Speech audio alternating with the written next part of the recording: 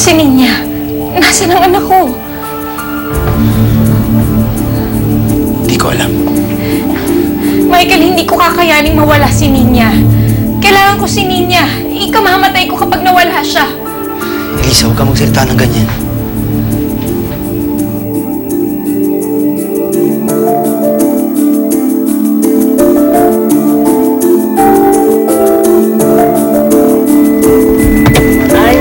Magandang umaga naman. Po ba nandyan? Nasa taas po. Ay, ayan. Sige. Salamat, ha. Sige, tara. Ang gamit mo, ha? Andito. Bitin mo na. Dahan-dahan po. Oo. Ako madulas kasi. Thank you, kuya. Ay, nandiyan kaya si Don Ramon?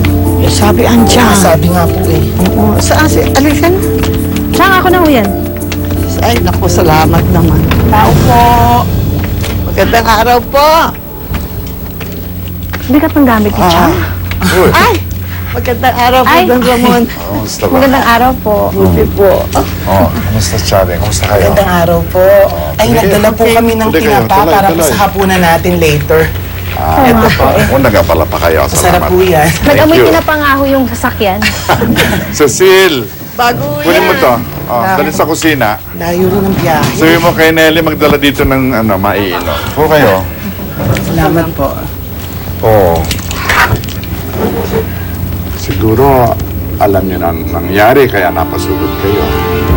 Ha? Ano yun? Ano ang nangyari? Hindi pa pala alam.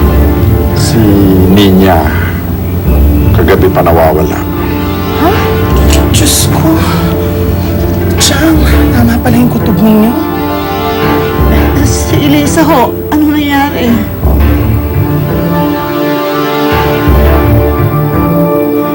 Sumucheck na rin ng mga guards yung recordings ng CCTV. Pero wala lang talaga eh. Pabalita na daw ako ng mga gwardiya ko. Kaya atas lang pabulitin niya.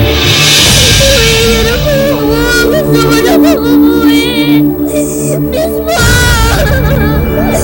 Kailangan ko naman po. Nasaan ka na, Ninya? Please, bumalik ka na. Kung nasan ka man, bumalik ka na.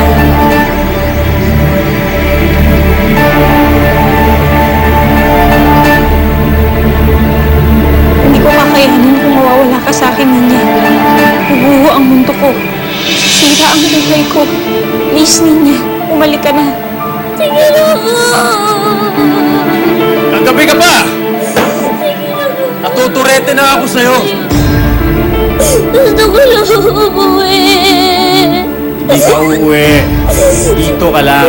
Wag po. Sige na po. Nakawala niyo na po ako. Ayaw mo tumahimik, ha?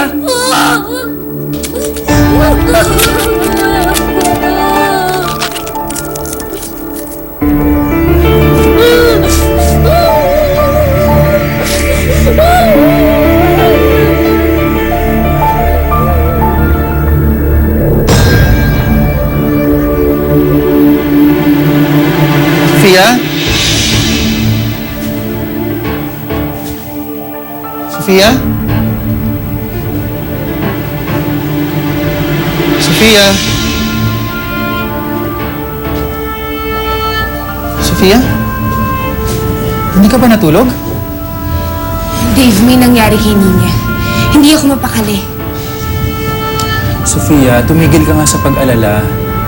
Paano mo naman nasabi na may nangyari kay Ninya? You know, for a doctor, he can be stupid sometimes. Hindi naman siguro tatawag dito si Eliza looking for Ninya for nothing. Fine! Eh kung may nangyari talaga kay Ninya, it's none of our business.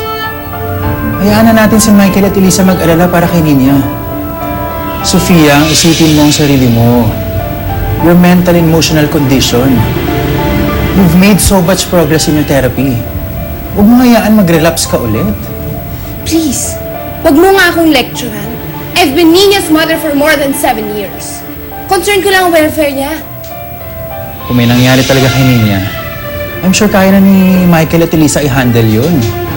Dave, I'm still worried. Hindi ako matatahimik until I know what really happened. Okay, ganito na lang. Tatawag ako sa Pilipinas. May kibalita ako kay Michael. Okay na ba yon? Sophia, relax ka lang. Don't jump into conclusions. Everything is alright.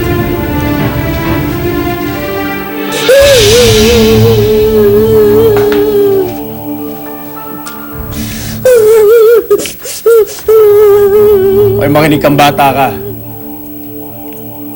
Tatanggalin ko yung tape sa bunganga mo, pero huwag kang tumakas. Okay? Promise me.